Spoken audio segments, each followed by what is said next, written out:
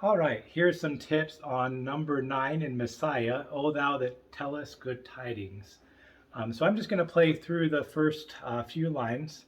The bowings on this, we've changed a little bit to flow, so you'll want to watch carefully where we switch bows. Mostly on those six tuplets, I think we call them. We add in a group of 3 at the end of the bowing on one of them. And then just carry that on through. So I'll play that and then watch for that.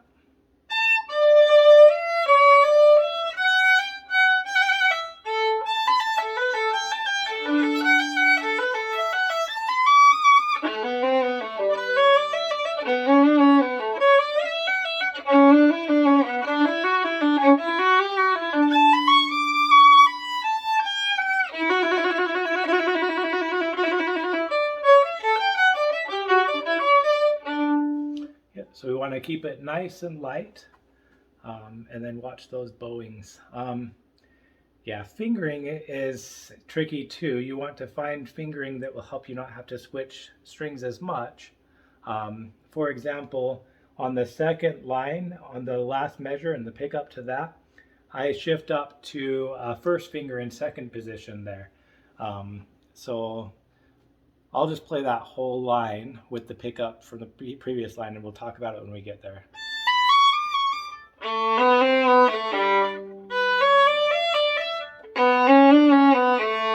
And then I'm going to shift up to my first finger where my high 2 would be.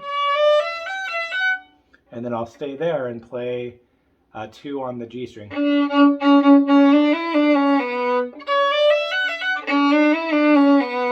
And then I'll shift down to first position.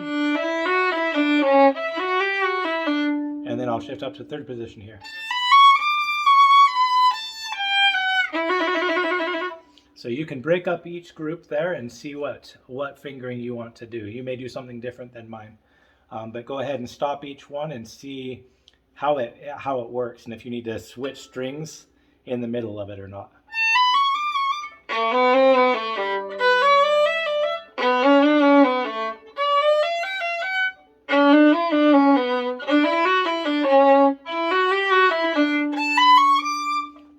So I'll just show you how it would be if I didn't shift up there and what I would try and do. So I'm just going to play it a little bit before that. So I'm not shifting up. So you could do that, but we're usually trying to avoid the open strings, that open E string. And then that one's kind of tricky because you have to switch from the G string to the D string. Yep. So that might be the way that you choose to go, because we'd rather have it in tune and there than out of tune and tricky. So, but I find that if I try and shift up there, then it helps. Okay.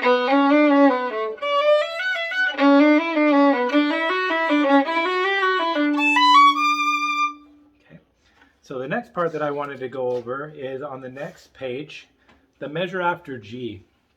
So these are a little bit tricky. The key to these is thinking about which fingers you can leave down. And so if you look at that pattern, it's the same pattern all the way through. So you just have to learn that first one and then you repeat it 4 times. So you don't have to worry too much about figuring out something new each beat. But I'm going to leave down my first finger and my second finger. And then really what changes is I have my 4 on the D and then my 3 on the G string. So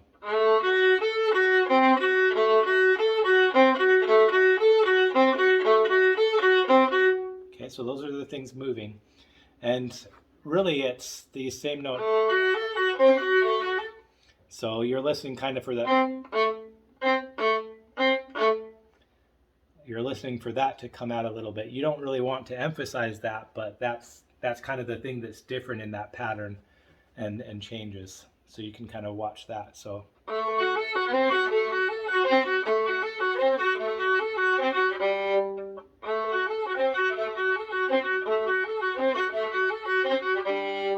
okay. And there's another one before L, 1, 2, 3, 4 measures. This one's a little bit more tricky because it's not as straightforward. I usually play this up in third position, And if you notice, you can leave your 1 and 2 down still just like before, but instead of 3 on the G string, you're going to play a 4, and it's going to be a low 4 or a regular 4 on the D string, and then a high 4 on the G string. So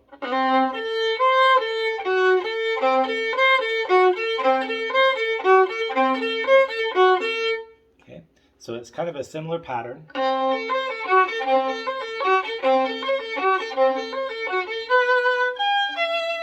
Yeah. So a similar pattern, but you want to watch for that.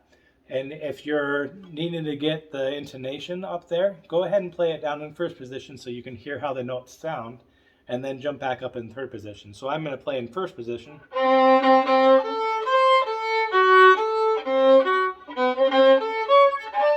It's kind of hard in first position.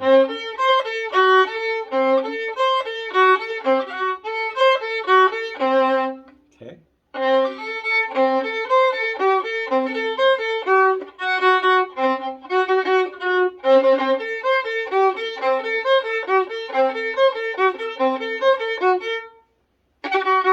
Yep, so get that F sharp really high. So.